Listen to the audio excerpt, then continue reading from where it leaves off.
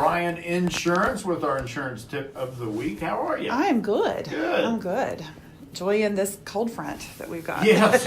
Oh, by the way, speaking of the weather, I was watching something on the Weather Channel. You know, when I stop on the Weather Channel, you know something's wrong. Something's up. So I noticed that they had shifted this high. And apparently on Monday, this high that's parked over the top of us is supposed to go west and park over Arizona. And then that's going to cause, because of the way that the air, it's supposed to be bringing in some cooler air into Texas. And we may finish out the rest of the month with cooler temps. That's Yay, all right with me. that's all right with me. Yeah. Well, I thought today we would talk about the wildfire threat. Yes. Because it's just, we really dodged. I mean, it was a horrible fire, but not much property and no lives lost this last fire. But it's just a horrible thing to think about, how one little thing that somebody does just because they don't know any better could cause so much damage. And I remember when we were kids, Smokey Bear, only you can prevent forest fires. And he said it so seriously that we were like, what do I do? I know. Did you realize she just said it right, by the way? Smokey Bear. There is no "the" in Smokey Right. Bear. Oh, yeah. We went to see the place where The Smokey Bear. where they, where he was found. Yeah, so anyway, but it's really basic stuff like, don't throw anything burning like a cigarette out of your, car.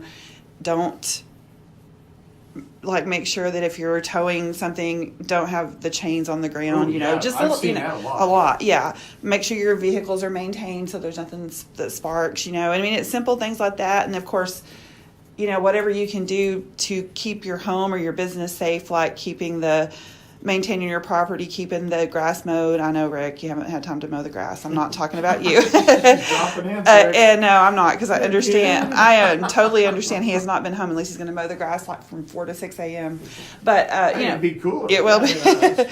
But, and don't store flammables near the structure, just things like that. But it's the little things. Sometimes the fires, they do determine it was started by somebody with ill intent, but most of the time it's not. Most of the time it's just something that somebody did by accident. The two that I've noticed from the natural side of it is the lightning strikes. Right. Get it kicked off. And then I'm convinced this one out here at 209 over near Miller's Bend, that was an electrical spark off those big the big 25,000. Well, you can even get static electricity Sure. off those things that can start a fire. And that's what happens. That's why they try to keep it as clear as they can. But I'm not saying that's what it is. No, it just looks like, because of where it started, that would be the ideal situation, is for electrical sparks. Just as dry as it's been, it just doesn't take much. And I hear people, well, are we in a burn ban or not? Well, if you're in an area and it's dry, I don't think it matters if there's a burn ban. Don't burn. And there's other ways you can get rid of your trash, whatever you're needing to burn. But just think about it. Thank God for our first responders. I know Rick's told the story many times of how somebody was baling hay in our field, caught on fire, and the Loving Fire Department came out and put it out, or it would burn our house down, and it's just one of those things, and you just have to, but the best thing is to prevent it. So that's what I thought we'd just have that tip today. When those accidents happen, let's say somebody's out welding a fence and it gets away and starts a big fire. Are they liable for it? Well, they could be. And typically do they sue the people or go back to the people that started it? I have had instances.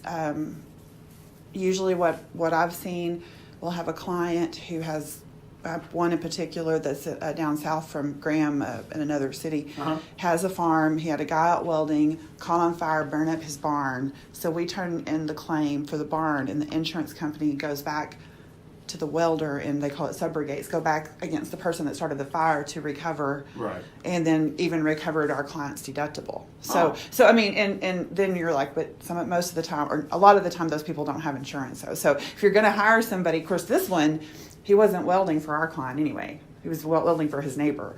But if you're going to hire somebody to do work like that, ask for their insurance certificate. Make sure they carry it. Or if they don't, just know you're probably not going to be able to recover anything if something happens.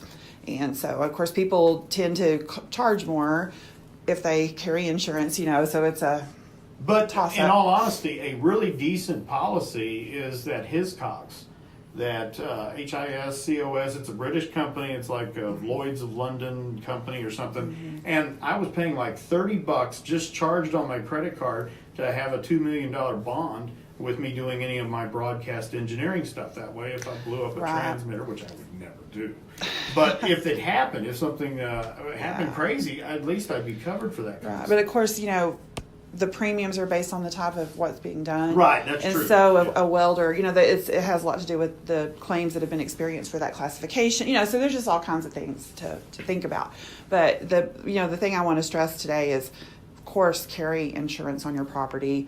Of course, if they say evacuate, don't wait. But if anything you can do to prevent a fire or protect your property, you're going to be so much better off. So that's my tip today. You're awesome. Thank you Thank so much, you. I think Sonia. y'all are awesome too. Oh, It goes without so, saying. so who's more awesome, your husband or me? Oh, I have to say my No. husband.